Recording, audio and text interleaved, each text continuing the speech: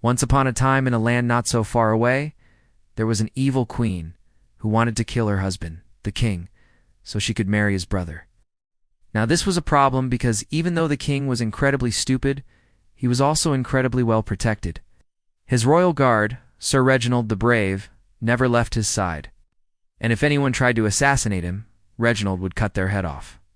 So the queen came up with a plan. She baked a pie, laced it with poison, and disguised herself as a lowly peasant woman. Then she snuck into the king's castle, tripped over a bucket, fell flat on her face right in front of the king, then offered him the pie. The king was immediately smitten with her beauty and graciousness and completely forgot about his pie. And before Sir Reginald could cut the woman's head off, the queen had already made her escape. And then we see our narrator sitting on a chair narrating the story. The good old days when fairy tales were simple. Oh, how I miss those days. That's what I used to say until I moved to Fairy Tale Reform School. Here we deconstruct and reconstruct fairy tales to make them more progressive. For example, Cinderella is now Prince Ella, and her 4 mice friends are replaced by 4 talking trash cans, who help her fix up an old junker of a car so she can drive to the ball. Oh hey, you want to play a game? Sure, why not? Let's play a game. This is your host from Fairy Tale Reform School. Welcome to Storybook, where fairy tale characters come to life and demand that you fix their broken stories. But don't worry, because in addition to fixing their stories, you'll also get to fix all of these other things. Hey, what do you mean? What's wrong with these pictures? They're not wrong. They're just unfinished. Oh, you want to finish them? Finish them, okay. But only if you also answer this question. All right, fine. Ask me your question. Oh, great. Thanks. Bye. Anyway, as I was saying, this is the story of how I became the worst narrator in the multiverse. It all started after the evil queen ran away from the king. She fled for miles until she stumbled upon a beautiful cottage deep in the woods. She knocked on the door and a little girl opened it. Oh, hello, my dear, the queen said sweetly. Could I possibly speak to your mother? She's so beautiful. I just need some advice. Well, yeah, she's pretty, I guess. You can come in. The girl stepped aside and the queen walked in. Wait here. I'll go get Mom. The queen sat down on a nearby chair, took off her disguise, and smiled wickedly. Now, while the girl went to find her mother, the queen pulled out a dagger and waited. Soon enough, a beautiful woman entered the room. Oh, hello, darling, the queen said sweetly. May I ask who you are, mother? Someone broke into our house and is about to stab us to death. Well, that's no way to greet a guest, the woman said sharply. I'm sure there's a perfectly reasonable explanation. Oh, sure. Yeah, hi there. I'm just looking for the bathroom. Yep, sure you are. Well, you're going to have to wait until we're dead, the queen said as she lunged at the woman with the dagger. No, please, the woman cried out. Not the baby. Please don't kill me, but save my daughter. What? Why? 'Cause she looks just like you did when you were little. And I want to see what she grows up to be. Oh, wow. I guess that makes sense, the queen said as she put her dagger away. But then again, I always wanted to be an actress. Perhaps I could play Snow White in a new production. Would you like to direct, my dear? Oh, sure, why not? We'll call this place the Cottage of Eternal Damnation, and we'll start our very own cult. And then we'll take over the world. Oh, great, thanks. Bye. Now, I know what you must be thinking. Who is this mysterious woman who seems to pop up every time the main character is about to die? The answer is, she's nobody. There's no real significance to her character other than to serve as a catalyst for the plot. Oh, I'm sorry. Did I say that out loud? Oops. Anyway, the next day, the queen brought Snow White to the castle and introduced her as her new servant girl. The king was a bit suspicious.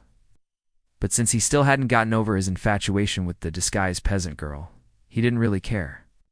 As soon as Cinderella left the room, the queen began poisoning Snow White's food and making her clean the toilets. After 2 weeks, Snow White was weak and miserable and ready to give up. However, before the queen could deal with her, one of the castle maids burst through the doors. Your Majesty, the king wants to know why you haven't cleaned his toilets yet. Oh no. The queen panicked. If the king finds out I made Snow White clean his toilets instead of you, I'll lose my job. Quick, hide in the closet, and I'll take the blame. Thank you, my queen, the maid said happily as she skipped out of the room. Now, while the maid was gone, the queen opened the closet and screamed, "Clean the toilets." And when the maid came back, the The queen closed the closet door and acted innocent. "Oh, you bet your sweet Bippy. I cleaned those toilets. You're welcome," the maid said as she curtsied and left the room. The king entered the room and asked, "Have you cleaned my toilets?" "Yes, your majesty," the queen said nervously. "Excellent. I knew you wouldn't let me down. And to show you how much I appreciate your hard work, I am going to throw a grand ball and you are invited." "Thank you, your majesty," the queen said with a straight face. "I would love to go. In fact, I'm already working on my dress." "Oh, wonderful. I expect you to look your best." "Oh, I won't disappoint you, your majesty," the queen said, as she watched the king skip out of the room. Once the coast was clear, the queen ripped her dress off and threw it in the corner. "That was close. I almost got caught. And as soon as the ball starts, I'm going to slip poison into the king's drink and finally take over this kingdom. Hey, hey, hey." And then we see our narrator on a chair, narrating the story. Ah, yes, the grand ball. The moment when everything changes. The music begins, the lights dim, and the king takes a big gulp of poison. Just kidding. While the queen was busy setting up for the ball, Snow White snuck into her closet and stole one of her many, many dresses. Oh wow, this dress is amazing. I bet Cinderella will love it. And then Snow White walked out of the closet and down the hallway and right into the arms of the handsome prince. They locked eyes and fell in love instantly. The prince asked Snow White to dance and she accepted. As they danced, the queen entered the room and was furious. "Why isn't Cinderella in her stupid dress yet? Where's that idiot prince? I told him to come to the ball." "Oh, I don't know. He's too busy mooning over his new Snow White." "What? Who's that? There you are. I've been looking everywhere for you. Come on, we got to get ready for the ball." I was just about to leave," Snow White said, reaching for the prince's hand. "Oh. No. You're coming with me," the queen said as she dragged Snow White out of the room. "What are you doing? You weren't invited to the ball. Neither were you, but I don't care. Want to see what kind of dress you're wearing? Oh, here we go again." And then we see our narrator on a chair narrating the story. And that's when the magic beans were planted. Well, actually they weren't.